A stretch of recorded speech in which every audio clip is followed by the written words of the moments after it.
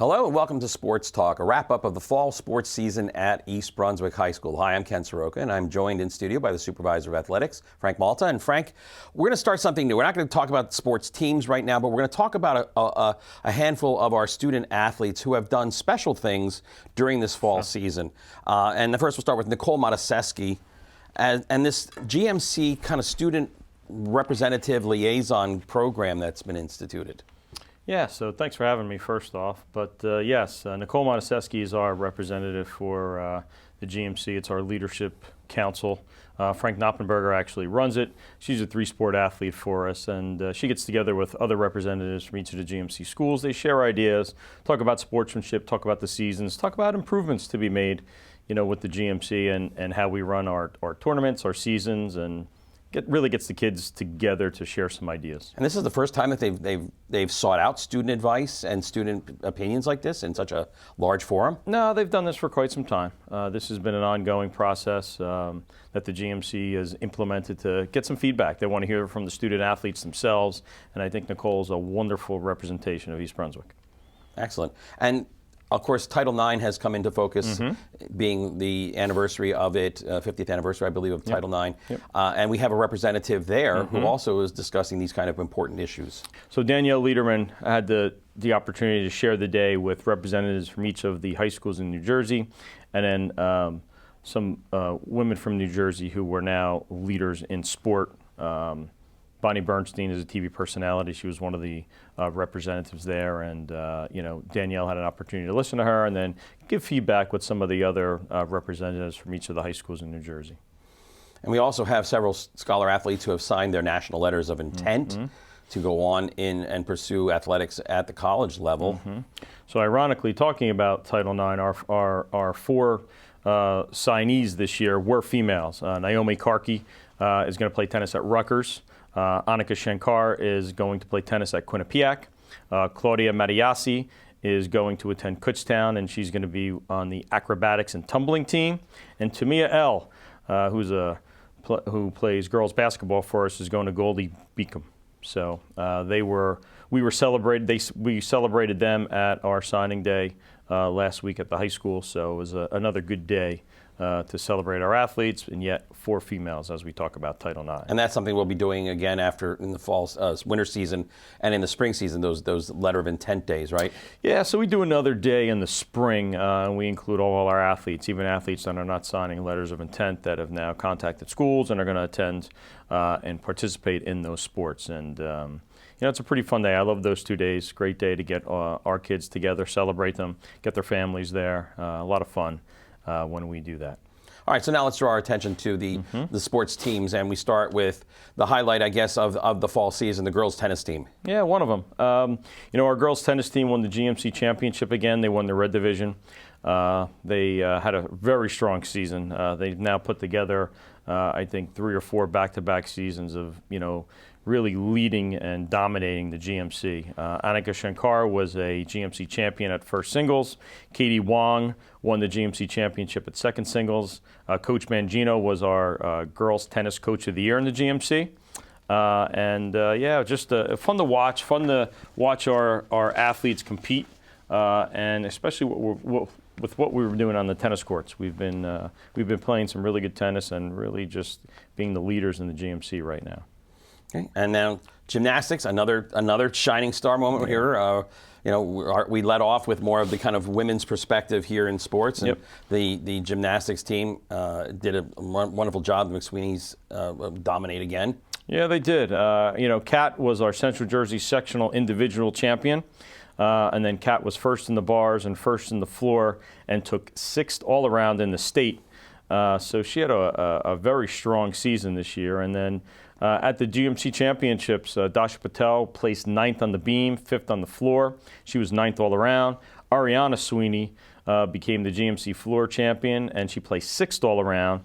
Kat, at those same GMCs, she medaled on every event and earned 3rd all around. And then Claudia Mattiasi earned 10th on the bars. Angelique Catarucci placed 7th on the beam. So another strong showing.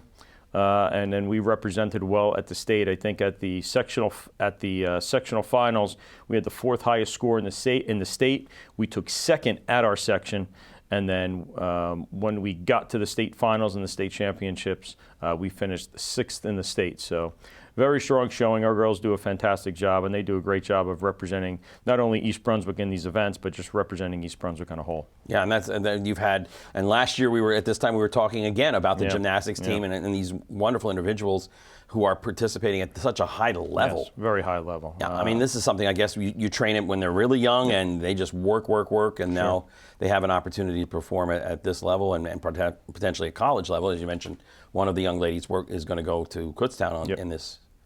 Yeah, so a lot of our girls, they start at a very young age. They compete at the club level, and then and now a few seasons back to back, we've had a lot of strong showings, not only at the state level, the GMC, and the section as well. So fun to watch, really fun to just see how talented some of our female athletes are, down in the lower gym when we compete in gymnastics. And now we move to field hockey again, another girls sport here. Field hockey team had another wonderful season, back to back, and we had a great season last year, but again, another great season this year. Yeah, new coach Danielle Batrico kind of picked up where they left off last year. They were 15-4-1 overall. They outscored their opponents 62-22, so we really dominated. We did a fantastic job. We won the Red Division again, and we also won the GMC Championship at Sayreville against Old Bridge. That was a fantastic game. We really did an excellent job, I think, throughout the GMC, not only during the tournament, but during the regular season. Kayla Balsamo is our goalie, and she recorded her 100th career save this year. And then, of course, some other individuals were Samantha Arnold. Kiana Popova and Prisha Druve were all first-team GMCs, and then the player of the year was Samantha Arnold. She's a sophomore this year. And she was just a lot of fun to watch play. She can dominate a game and really take over a game, and she was rightfully voted in as the player of the year this year in the GMC. Now, in terms of developing field hockey, this year was the first year that 7th graders, because of the realignment here and bringing the 7th graders to Churchill, now you have a 7th and 8th grade combined team that can work together and come up. How did that go?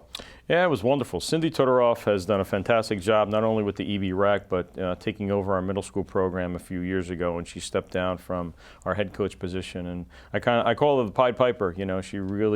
She gets a lot of young ladies out there for the first time and teaches them the game, teaches them a love for the game. I think Cindy has a great way about her. She does a wonderful job of developing these young players. And right now, I think field hockey in East Brunswick is doing a very good job of developing those players. We're pretty young. We return a lot of players from this championship squad, so I think we're going to be able to compete for the next few years, at this level, which is a credit not only to Cindy, but now to Danielle Batrico taking over the program from Sherry Gannett.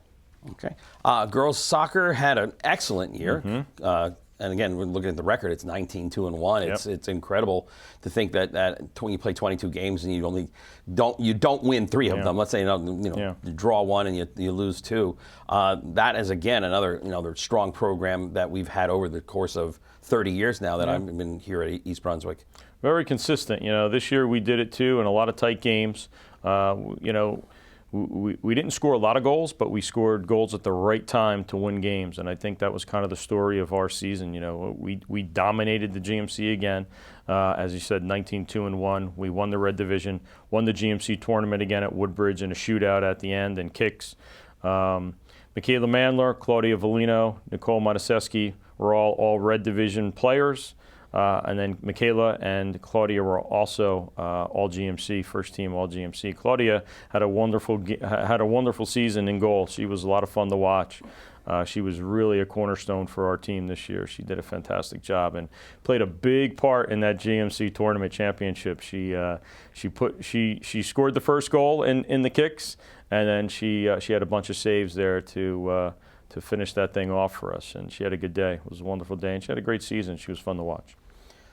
Boys soccer, not as great a year, not as good a year, but in every game, they were 8-10, and really, I think the way we played, maybe not indicative of that 8-10 record because we were in every game. We dropped a lot of 1-goal games, really played tough. Some really good leaders Ryan Berg, Nathan Lopez, Joe Carbone were all Red Division players, and then Joe Carbone was an all GMC player. But one thing I will say, I give our guys a lot of credit. We played really tough, and under the circumstances, they didn't bend or break. They played hard throughout. They had a great year, and just in terms of how hard they played. They were a fun team to watch, and we didn't embarrass ourselves out there. 8-10, and in every game, just didn't get those goals when we needed them to win some games.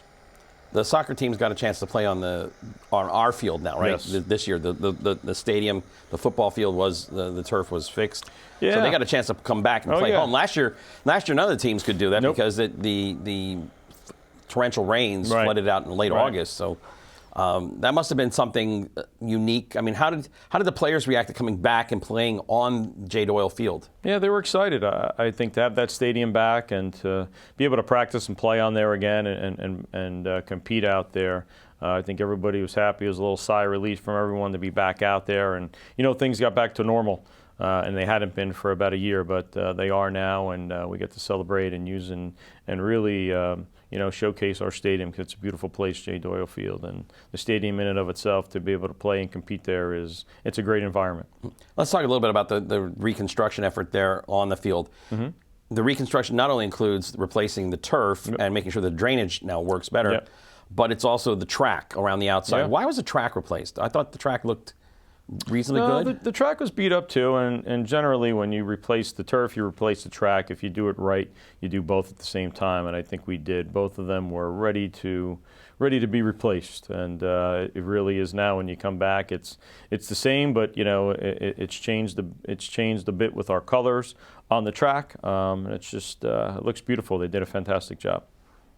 And any complaints about, like, this is too new, this is too good, this is too soft, too springy, nothing? Those are good complaints. No? If anybody's saying that, those are good complaints, but I haven't heard any of that. Now, everybody was very happy with the turf itself and the way it came out, the way it feels, the way it played. All of our football games, our soccer games out there, and our teams practicing there, they were just so happy to be back out there. Girls volleyball had a good year. Yep. You had some all Red Division players, Casey Zotska, Joyce Zhang, all GMC, Casey. We're 16-9.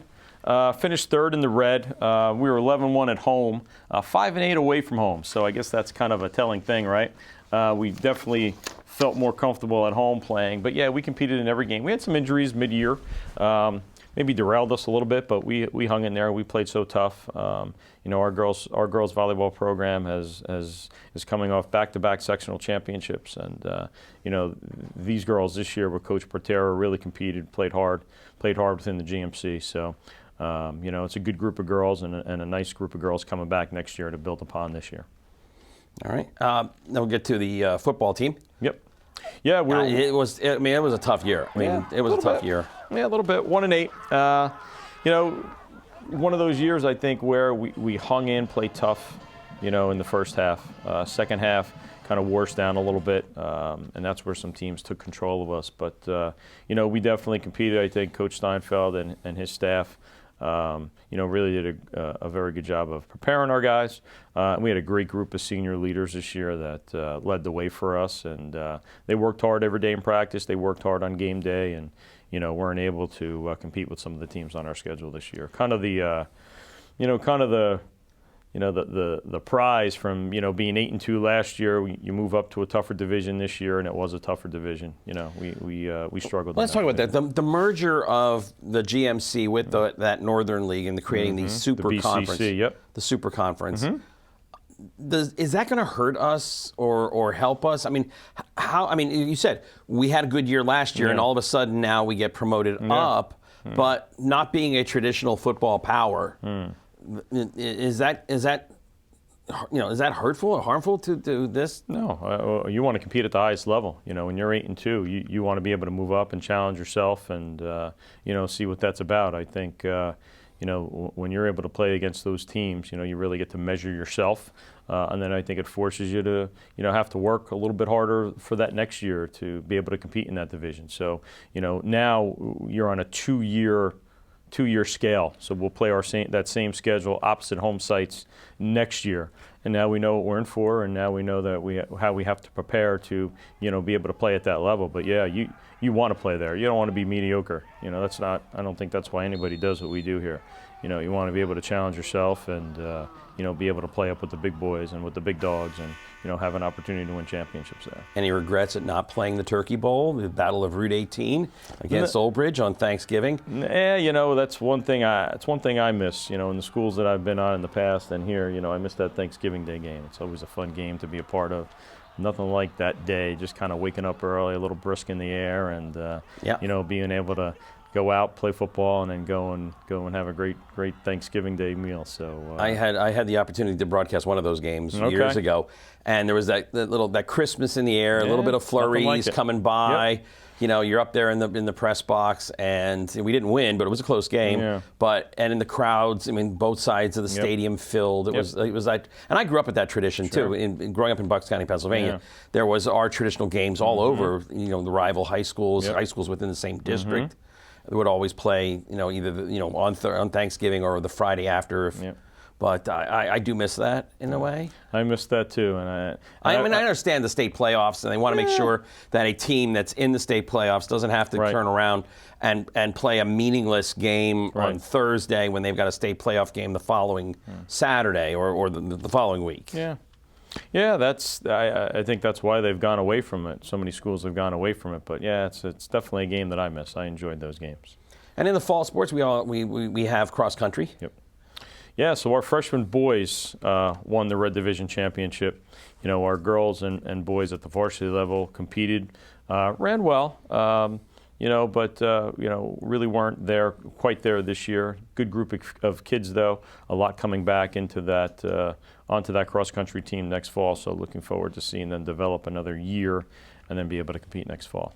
And the cheerleaders are out there supporting our sports teams in the fall season, soccer and certainly football. Yes, and they competed in the GMCs as well, and they took, I think, 6th overall for the game day competition, and then on the 11th of December is the competition routine for the GMC. So they're looking forward to it. Coach Rosner does a fantastic job, in developing our cheerleaders to be able to compete and to have those two opportunities, game day and the competition routine. So they're looking forward to the 11th of December to compete again.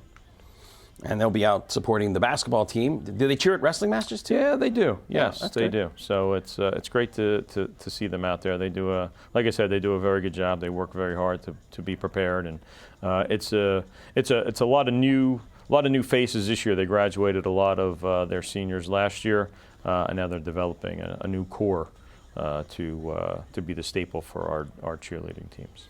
So let's take a look forward here into the winter sports season. Something new. Exciting. You've been sending the emails out. We've been getting them as staff members here about this ice hockey team. So talk to me first about what it will compose, and then we'll talk about the history of it as we go forward. Sure. So our ice hockey team will be a tri-op with South River and Spotswood. This is a very common thing around the state. We've been trying to get this off the ground since 2019. Came to fruition late fall, and so we have 22 players from the 3 schools that are going to compete. We've created a GMC schedule as well as a schedule around the state. We'll probably wind up playing between 18 and 22 games this winter. We'll be playing at Pro Skate in South Brunswick. Just exciting, something new, something different. The sport of ice hockey is a fun sport to watch, and our kids, our families that are ice hockey people, very excited. There's a big travel contingent in all 3 towns, and their excitement for the sport right now is it's really contagious. I'm looking forward to seeing them compete, seeing them just kind of come together. That's the other thing with a tryout. You have 3 different schools and kids and student athletes from 3 different schools. So what colors and uniforms? We actually went. So there's a generic black, gray, and white uniform that a lot of the tryouts use. But what's cool about this is that we've incorporated all 3 logos onto the front of the jersey in those colors. So Chargers, Rams, and the Bears. So everybody's represented.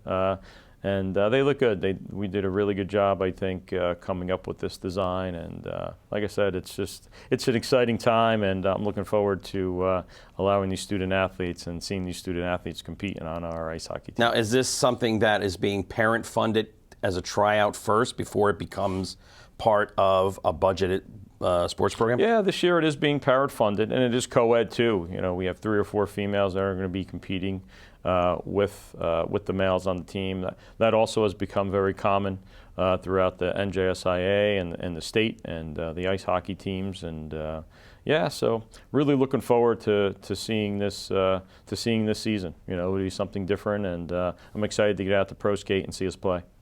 Now, with the promise of an ice rink being built in town behind Kohl's and Lowe's in that community development area of those new developments, this is something that you're kind of looking forward to, having a home rink and really growing this specifically as an East Brunswick thing? Or is this cooperative agreement going to probably be the norm for us for the foreseeable future? Yeah, so right now, look, we just have the team off the ground, and if and when that rink is built, we'll definitely try to pursue having a home ice, if you will. But this is something that now, South River and Spotswood have worked with us to make this a tri-op, and we plan on staying together with South River and Spotswood, to incorporate this team and to have this tri-op, and hopefully we can compete closer to home if that's the case. Yeah, that's what we're looking forward to down the road. When do they have practice? Because I keep hearing these kind of stories about hockey, especially since the limited amount of ice available, that you're practicing at 4:30 in the morning. For a couple, nothing like that? No after-school practices? So we're fortunate. Pro Skate was able to fit us in. We have 4:15, 4:30 ice slots on Mondays and Wednesdays for our practice. And then our game slot is a Friday, or I think 10 Friday night dates, 9 p.m. games on a Friday. So not too bad. I anticipated more along the lines of what you were referring to, of some of those off hours times. But we were fortunate to get some pretty decent times. The great thing about this group of kids that has signed up to play is that they're all travel ice hockey players. So on the days they're not on the ice with us, we'll probably have a dry ice workout or a dry land workout, and then they're usually on the ice with their travel teams, a couple other nights during the week. So there's a lot of excitement around it, a lot of buzz around schools. So excited to see it happen, excited to see it come to fruition. Now, the other big plan that's been kind of circulating here is the creation of additional athletic fields behind the football stadium, behind Jane Doyle Field. What's the timeline on that, and what is all seen in that? I think you mentioned it to me, maybe, that this was supposed to be part of the original 2007-8 plan, but got cut at the last minute. So this is phase 3. This is phase 3. It's going to be a field hockey field, and it's going to be a softball complex. We'll have our varsity and JV softball fields on this turf field, and the field hockey field will be in the middle of that. So I'm really looking forward to ground being broken on it. It is going to be right behind the home side of our football stadium. We're going to have batting cages there too for both softball and baseball. So I look forward to that being just another beautiful piece to our already beautiful complex that we have athletically. I think that I can't tell you the amount of compliments I get now from opposing teams and fans and parents coming on the campus and seeing what we have and seeing where their kids get to compete when they play East Brunswick when it's an East Brunswick home event. And now this will just be, I think, just kind of the icing on the cake, because if you think about it now, if you think about our lower range, having all of our varsity fields, our varsity complexes there, turfed and hopefully lit up, I think that's just going to be. I don't know. I'm really looking forward to seeing the finished product, to see what that looks like. Well, what's the timeline going to be on this? If they break, I'm hoping. So they were hoping to break ground in the winter, and then we're hoping to have it done for the fall. But we'll see. You never know. I think weather plays a part in that, and just some of the other logistics that go along with it. But we're definitely looking forward to seeing it. I think it's going to be the last piece to a very beautiful athletic complex that we have. So as you're looking forward now into the winter season, which sports do you think have the best chances to really shine through in this winter season? Yeah, look, I think at this point, with the newness of the winter, I think both of our basketball teams were very competitive last year. I know that they return a lot of players. Our new ice hockey program also has a lot of travel players. Joe Langle with our wrestling program has been doing a fantastic job of developing some of our youngsters to be able to compete in the GMC. Our winter track program last year was off the charts. They did a fantastic job competing. So, I'm really looking forward to everybody just, getting started. This is the week, you get started with it, and then once we come back from Thanksgiving, we put the foot on the gas and we go. And I'm looking forward to seeing our student athletes compete, in our winter athletic program. So it's going to be a lot of fun. Yeah, and it is. And if you have the opportunity to come out and visit the winter sports scene here at East Brunswick High School, please do so. We'll also get a chance to broadcast some of the games here on EBTV. So in case you can't come out in person, you can see it on the demand or on the cable channel there. For Frank Malta, I'm Ken Saroka, wishing you all the best for the holiday season, and we'll be back at the end of the winter season with our next sports wrap-up show. So take care, have good holidays.